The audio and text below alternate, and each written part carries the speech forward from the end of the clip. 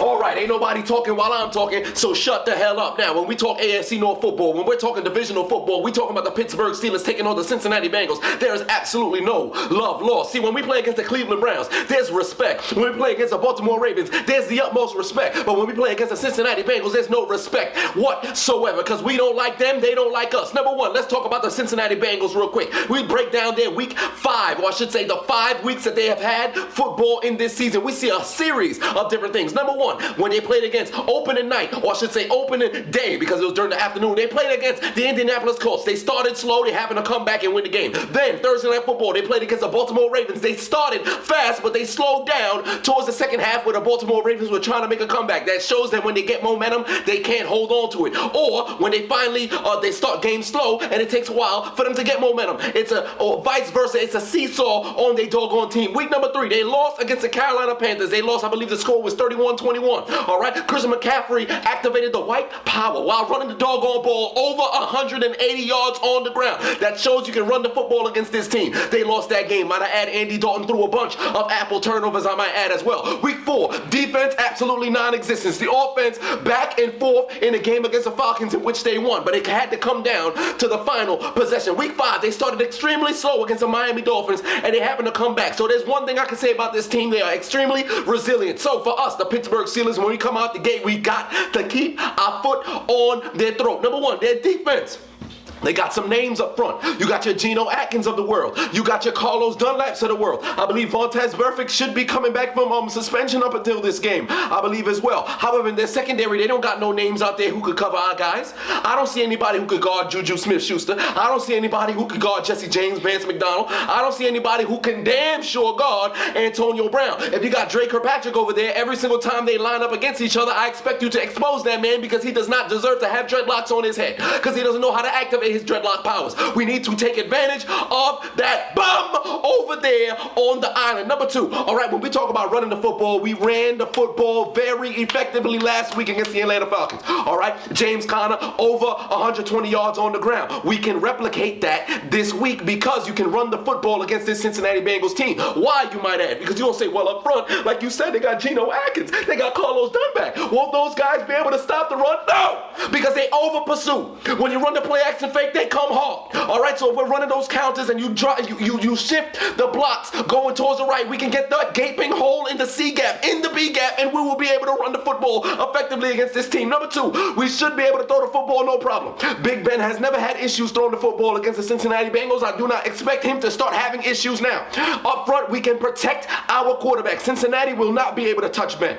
They will not. Why? Because we're going to come with the mental games up front. We're not allowing this man to be touched. You saw how they played effectively last week, being able to block against this Atlanta Falcons front. We should be able to replicate the exact same success. But guys got to keep the momentum going. All right, we just picked up our 2nd win of the season.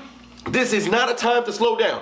We don't have a W in our division yet. We got a tie, we got a loss. We need to change that because you understand that AFC North football, when it comes into when it hits December, you now have to continually look at what's going on in the division. You have to take a look at who has the wins and the tiebreakers in the division, and we can't afford to have any more losses inside our division. We swept the division last year. We're yet to get a W so far, and I expect us to go out there and get a W. Now, let's talk Cincinnati offense. You see their top 5 offense in the league. When we talk about scoring, I think they're averaging about 30 points per game, all right? And it's not all on the back of Andy Dalton and A.J. Green. Oh, no. Andy Dalton's able to diversify the ball around. Tyler Eifert, my foot, he's gone for the season. Unfortunate for you. I hope you get healthy soon, brother. It's unfortunate what keeps happening to you. Series of unfortunate events. Your body can't seem to hold up. I really wish you the best. However, he's not in the match. He's not in the lineup, all right? So you got A.J. Green. That's a weapon. You got Joe Mixon. That's a weapon. You got Giovanni Bernard. That's a weapon. You got Tyler Boyd. That's a weapon. Also, they have Uzma. He's a weapon. He's a weapons at Uzmata, whatever the hell you pronounce it. All right, you Cincinnati fans, you know how to pronounce his name. I don't worry about you guys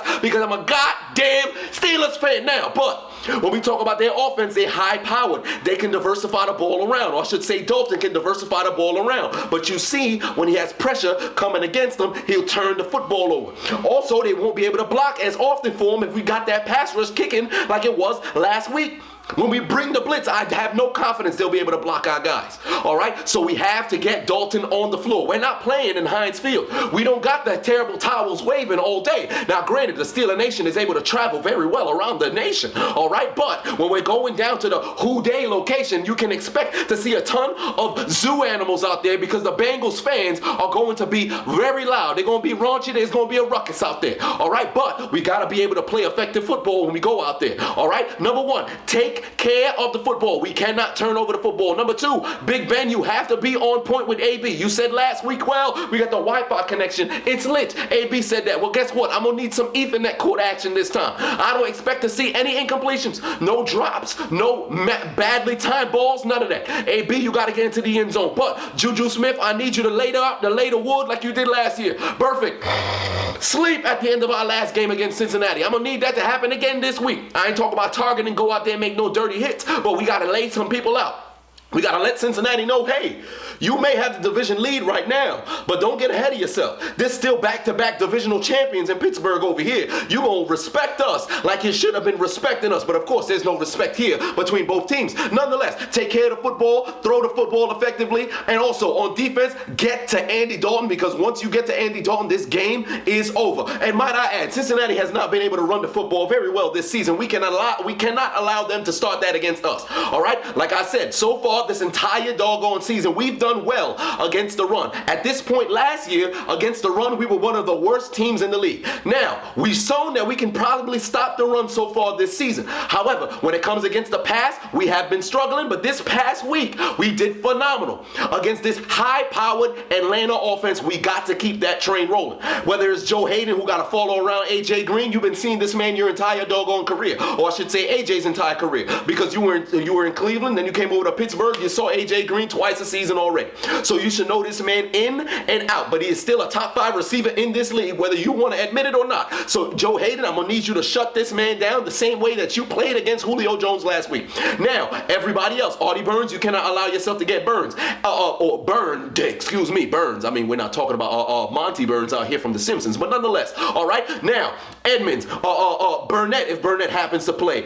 Anybody, Sean Davis at safety, we cannot allow any big-time plays down the field. Cincinnati likes to run these double moves, all right? They like to run these the occupying of the zone. If we come out in the cover 2 and Andy don't recognize that, they're going to have somebody run the corner from the inside, bring Joe Mixon or Giovanni Bernard out of the backfield, have them run that damn corner from the backfield. When they're coming in, they're running the flare route and turning it up, or they might be moving in motion to the slot, then they run the corner from there. Somebody runs skinny, somebody runs it tight, and all of a sudden now you got to choose between both of them if you're the safety. We cannot allow that to happen. We need our up front to play good football. All right, but nonetheless, I expect a Pittsburgh Steelers W. Bottom line, because we cannot take any more losses in the damn division. Everybody get your goddamn hands up in here because I expect perfection come Sunday at 1 p.m. Steelers on 3, win on 6. 1, 2, 3, Steelers, 4, 5, 6, win. Here we go, baby.